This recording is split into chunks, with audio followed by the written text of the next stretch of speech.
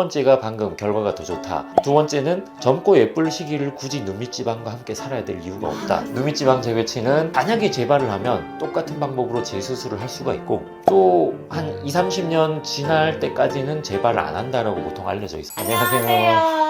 네, 안녕하세요. 오늘은 눈밑지방 재배치 시술로 정말 유명하신 분을 모셨습니다. 저희 서울 AH 피부과 김영수 원장님은요, 뭐 눈밑지방 재배치 시술로 정말 유명하신 분이시죠. 아유, 가차네.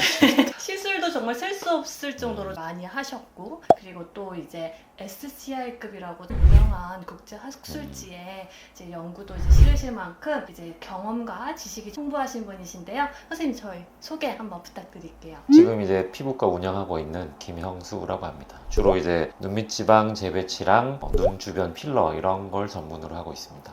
근데 어떤 분들을 보면 이제 나이에 비해서 이제 동안이신 분들이 있고, 네. 어떤 분들을 보면 또 약간 좀 노안으로 보이시는 분들도 계시잖아요. 근데 네. 저 그 차이가 이 눈밑지방에서 오는 거라고 생각이 들거든요. 아무래도 여기 피부가 얇다 보니까 더 쉽게 처지고 좀 지방이 좀 이렇게 볼록 튀어나오게 될 것 같은데, 이런 현상은 나이가 들면 무조건 나타나는 현상일까요? 아니요, 그렇진 않습니다. 물어보시는 분들도 많거든요. 다른 분들은 이게 꼭 나오는 건가? 나는 왜 나왔는가? 유전적으로 정해지는 거긴 한데 반드시 똑같이 생겨야 되는 건 아닌 것처럼 이제 눈 밑지방의 절대량이나 아니면 눈 밑지방을 둘러싸는 경막이나 눈둘레 있는 근육의 세기, 그 다음에 피부의 단단한 정도 이런 것 따라서 나오는 분도 있고 안 나오는 분도 있고 그래요. 그럼 어떤 분들이 좀 잘 나와요?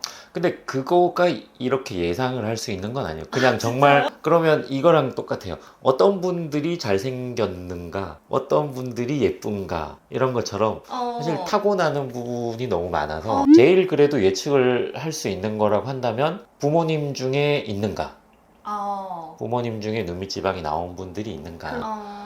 근데 결과가 좋을 분들과 나쁠 분들, 그러니까 별로 안 좋을 분들을 제가 이제 예측을 해서 말씀을 드려야 되니까 그럼 이제 어떤 경우들에는 좋을 것 같고 어떤 경우에는 좀 덜 좋을 것 같다 이런 내용들을 이제 제가 말씀을 드리는데 덜 좋을 것 같은 분들을 말씀드리면 일단 피부 굉장히 잘 늘어나는 분들, 잘 늘어난다면 어느 정도? 그러니까 뭐 뺨을 이렇게 당기면 네. 이렇게 늘어나는 거 있잖아요. 네. 이게 엄청 잘 늘어나는 분들은 저 정도면 잘 늘어나는 거예요? 제가 한번 당겨봐도 될까요? 이 정도면 잘 늘어나는 편은 아니에요. 요거보다 피부가 조금 더 얇게 쭉 늘어나는 느낌이 있거든요. 네네. 그렇게 되는 분들은 눈밑지방이 있던 걸 평평하게 만들어도 그 바깥쪽에 늘어진 피부 자체가 탄력이 별로 없어서 다시 잘 안 돌아가요. 이렇게 그래서 작은데. 그렇죠. 그래서 늘어진 게 많이 남는 타입. 그래서 제가 수술을 할 때 제일 난감한 케이스가 그런 경우고, 그 이외에는 결과가 조금 덜 좋더라도 뭐 다른 것들로 좀 보완을 할 수 있는 경우가 많습니다. 근데 피부가 이렇게 좀 늘어나는, 약간 좀 탄력이 떨어지신 분들한테는 네. 그러면 눈밑지방 재배치보다는 하안검이 더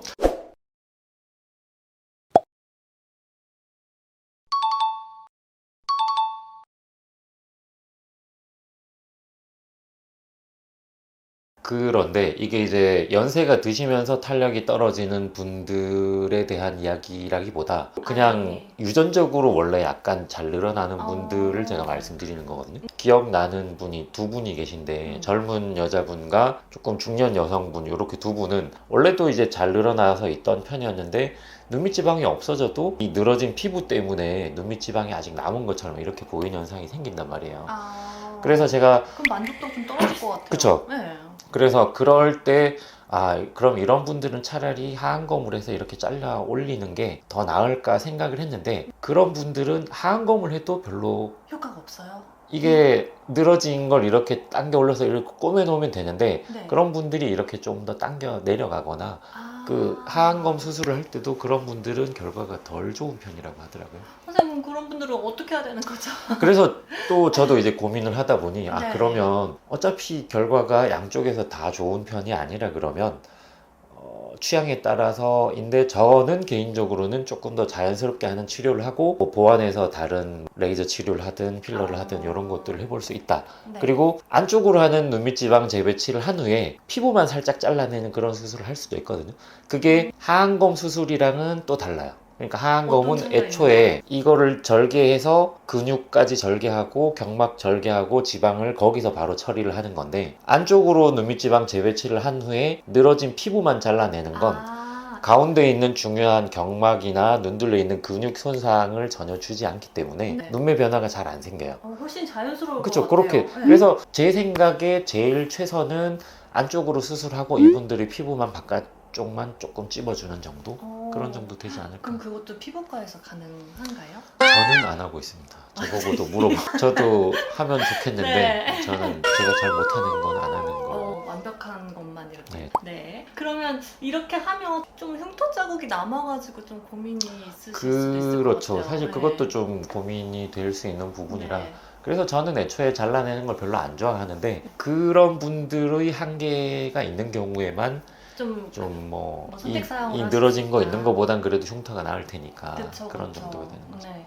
그럼 눈밑지방 재배치는 흉터는 그쵸. 이거는 안쪽으로 절개를 하는 거니까 네. 밖으로 전혀 드러나는 흉터는 없습니다. 그럼 절개 없이 비절개로 하는 방법은요? 최근에 이제 그거 되게 많이 유행을 하던데, 네. 제가 한번 다른 데서도 이야기를 하긴 했지만, 보통 어떻게 하냐면 여기 구멍을 내서 관처럼 생긴 고주파나 뭐 레이저 장비 관을 넣어가지고 여기 있는 지방을 녹여서 없앤다. 약간 내시경 같네요.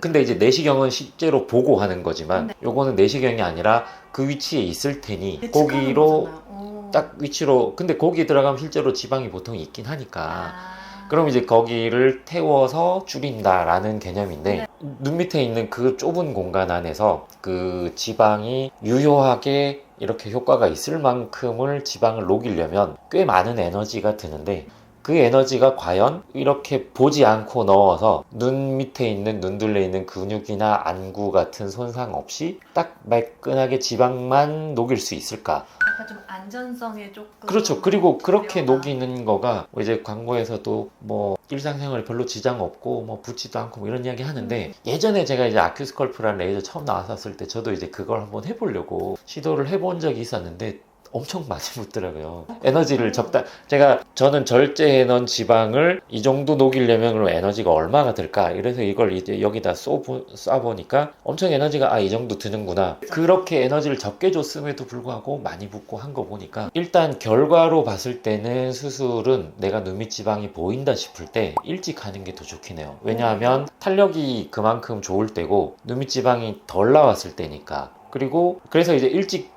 하면 좋은 이유를 제가 이제 세 가지 이야기할 때, 첫 번째가 방금 결과가 더 좋다. 네. 두 번째는 젊고 예쁠 시기를 굳이 눈밑 지방과 함께 살아야 될 이유가 없다. 맞아요. 네. 지금 현재 그쵸? 지금이 중요한 그리고 것 같아요. 세 번째는 이제 재발을 걱정해서 보통 이걸 평생 한 번밖에 못 한다라는 데라는 이게 소문이 퍼져 있어서, 하안검 수술은 한 번밖에 못 하는 게 맞아요. 두 번째 하안검을 하면 이렇게 되게 많이 뒤집어질 가능성이 있어서, 눈밑지방 재배치는 만약에 재발을 하면 똑같은 방법으로 재수술을 할 수가 있고, 또 한 20-30년 지날 때까지는 재발을 안 한다라고 보통 알려져 있어요. 근데 만약에 30년 뒤에 재발을 한다고 하면 그때 똑같은 방법으로 수술을 할 수가 있고, 만약에 30년 뒤에 재발을 하실 분이라면 수술을 안 하고 뒀으면 훨씬 더 심해졌을 것이다. 이렇게 생각하면 일찍 하는 게 낫다는 거죠. 선생님한테 이제 재발해서 찾아오시는 분이 있으신가요? 다른 병원에서 수술을 받고 이제 재발해서 오시는 분들도 계시고, 그래서 제가 재수술을 한 경우도 있긴 있어요. 근데 저는 약간 네. 이걸 이제 아무것도 모를 때 네. 저는 이제 하겠는데 하고 아프면 이제 다시 하기가 조금 근데 어려워서. 실제로 별로 안 아파요. 타이레놀 정도를 진통제로 드리는데 이거가 아프다고 이야기하시는 분은 없어요.